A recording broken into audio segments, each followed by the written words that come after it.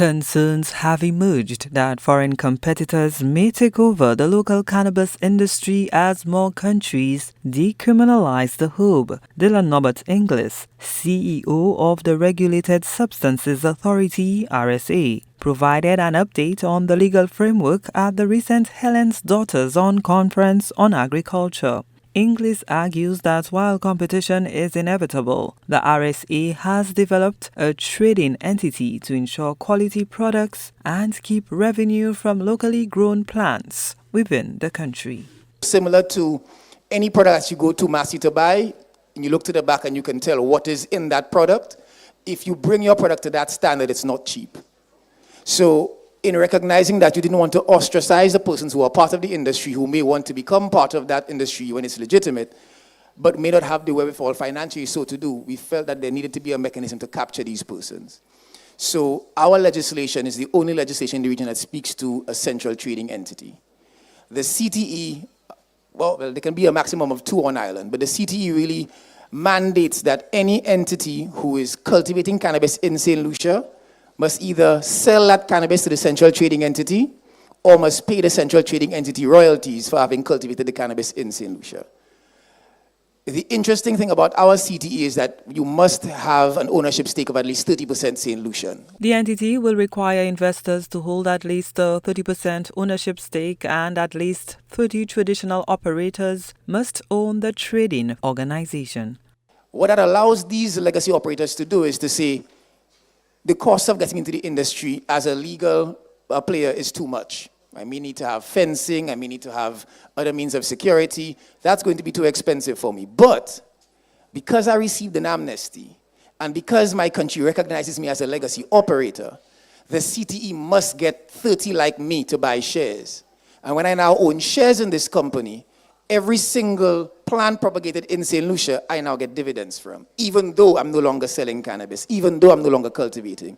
So it took quite some time for us to conceptualize it, and we worked quite a bit with persons like Mr. DeCaries and his team of the THC to conceptualize a central trading entity that we thought would have resulted to the benefit of the local operators, but that is how we sought to ensure that they were protected.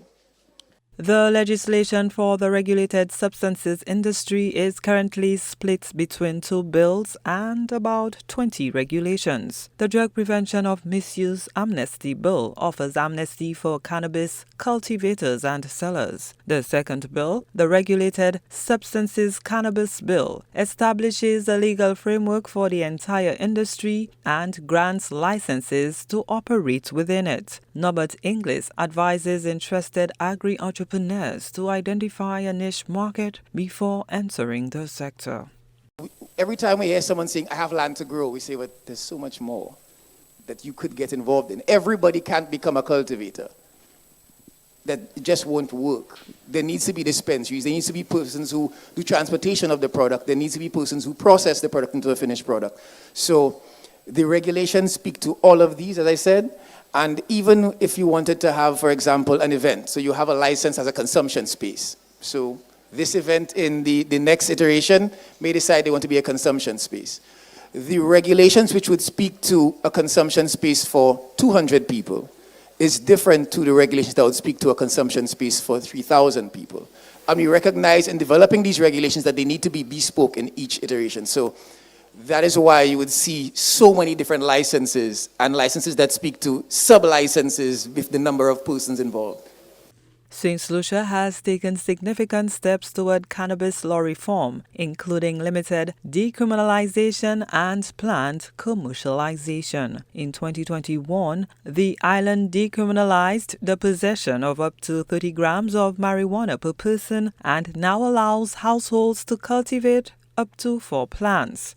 However, the possession of large quantities, as well as widespread distribution and trafficking, remains illegal and is considered an offense. Lawmakers and stakeholders are currently preparing the Cannabis and Industrial Hemp Bill, which will provide the legal framework for a commercially regulated market in St. Lucia for industrial purposes such as oils and therapeutics.